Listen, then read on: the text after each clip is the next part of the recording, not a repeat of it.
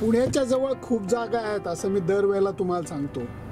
आज अगदी Paud ST stand पासनं 5 मिनिटाच्या अंतरावरती असलेल्या एका खास जागी आम्ही मस्तपैकी राहायला चाललोय। या जागेचं नाव आहे पामवूड रिट्रीट।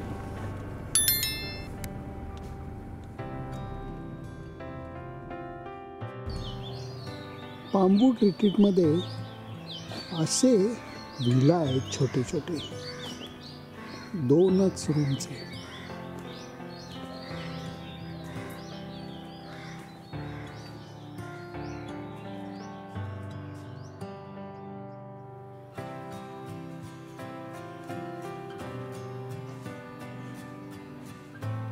बघा पामवूड रिट्रीट मध्ये रूम जी आहे ती अशी भव्य भरपूर मोठी जागा दिसते आणि त्याच्यापेक्षा बाहेर या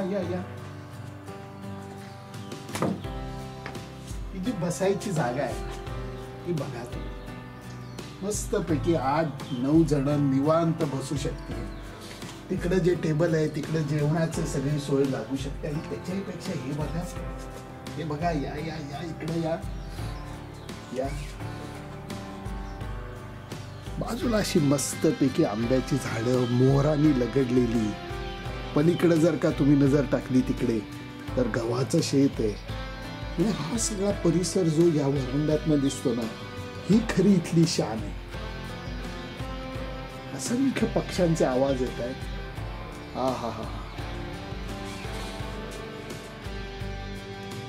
पामवूड रिट्रीटला आलं की ऐकू येते की फक्त पानांची सहसळ। असंख्य बांबूची अशी छोटी छोटी बेट आहेत। आंब्याला सणसणीत मोहर फुटलेला आहे आणि नारळाची प्रचंड झाडे इथे लावण्यात आली।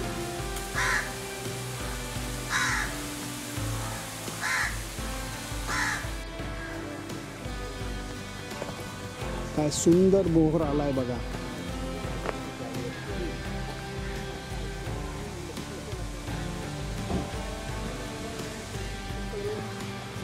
साधारणपणे 5 वर्षापूर्वी इथे मी आलो होतो, पण आता ही जी झाडं मोठी झाली आहेत ती बघून आनंद होतो।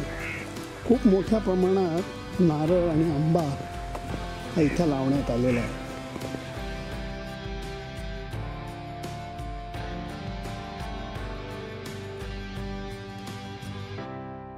हाताने काढता येतील या अंतरावरती लगडलेले चिक्कू दिसत आहेत।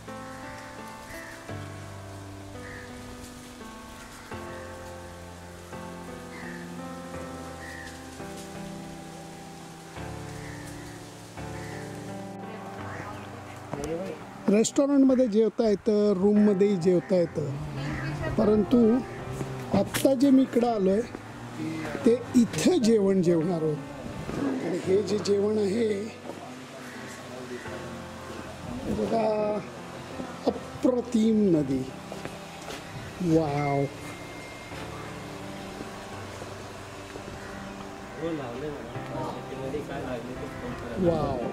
सुरुवात सगळ्या जणांनी भजीवर ताव मारून केलेला आहे। आता मी विनंती करतोय, निवेदिता एक डबा उघड। काय आहे जरा घे, तो डाव बिव घे जरा।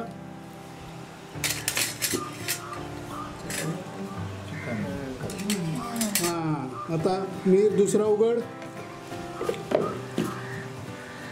वा, पापड आहेत, भात आहे, मधला उघड,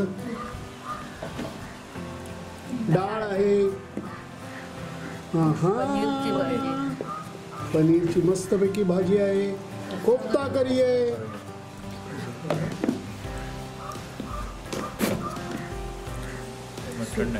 आता तुम्हाला सांगतो, याच्यातला एक कुठलं तरी फिश आहे आणि त्याच्याबरोबर तू आता शेवटचं फक्त आम्हाला इथलं दाखव।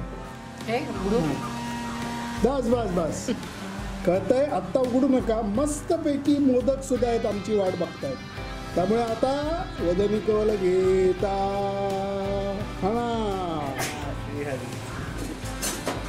मस्त जेवण झालेलं आहे, ज्याचा शेवट मोदकावरती तूप घालून केलेलं आहे, त्यामुळे अजगर सुस्तावलेला आहे. आणि त्याच्यापेक्षा हे जे वातावरण आहे, एकदा नजर टाका फक्त. या वातावरणात असं बसून राहणं ही सुद्धा एक आनंदाची गोष्ट आहे, तुम्हाला सांगतो. Class.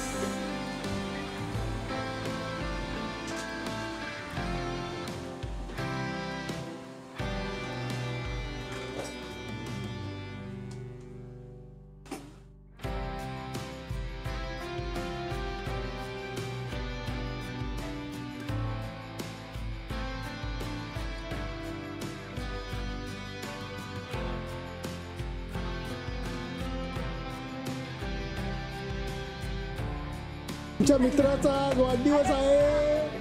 Happy birthday to you. Happy birthday to you. Happy birthday dear Prasad. Happy birthday to you. थांबू तर देतो कापायचं. त्रास नको ना. अरे वेफर्स नको करू त्याचे. आता एकच मधनं कर. हा गुड बॉय. Yes done. बस. हा हा हा वा वा वा. हा काय ते प्रेम. वा वा. दुपारच्या चहाला इतकी मजा येते आणि त्यातनं नुसता चहा नसतो. हे बघा, याला आम्ही मराठीत खेकडा भजी म्हणतो. कांदा भजी लोक म्हणतात, पण ॲक्च्युली ही खेकडा भजी असतात. आणि दुपारच्या चहाला याच्या चहा बरोबर खेकडा भजी क्या बात आहे. मस्त.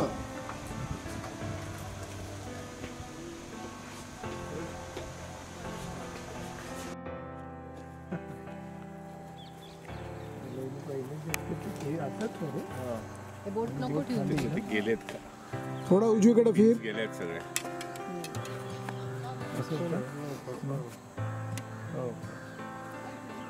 थोडा नेम उजवीकडे धर. हे बघ इकडे. हा तेवढं वरती ना. अरे वर वर वर जाणार. वर होत आहे. खाली तुझा हा हा हात का असा ह्या का अशा रेषेत यायला पाहिजे. खांद्यापर्यंत आणायचंय. आणि ताण एकदम. आणि हे कर एकदम ताण फुल. अजून खूप ओढेल. बस तुम्ही पाहिली असेल, पण ही पेडल बस पाहिली आहेत का? सगळ्यांनी याच्यात बसायचं आणि एका वेळेला 8 जण सायकलिंग करू शकतात. काय वेगळाच प्रकार आहे हा. चला बघू हे सुद्धा करून. बांबू रिट्रीटला आल्यानंतरचं एक एक एक्सरसाइज मजा ही वेगळीच आहे. आणि त्यातनं आज मस्तपैकी पौर्णिमा जवळ आली. मोठा चंद्र उगवतो. रात्री थोडी याची अजून गंमत बघायला मिळेल. खाली टरारलेलं गव्हाचं शेत आणि पलीकडे उगवलेला हा पौर्णिमेचा चंद्र.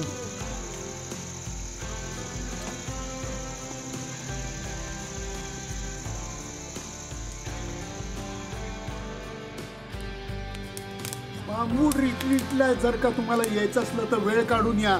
फिरायला इथं सायकलिंग आहे, आर्चरी आहे, घोडेस्वारी आहे. याचा आनंद घ्या.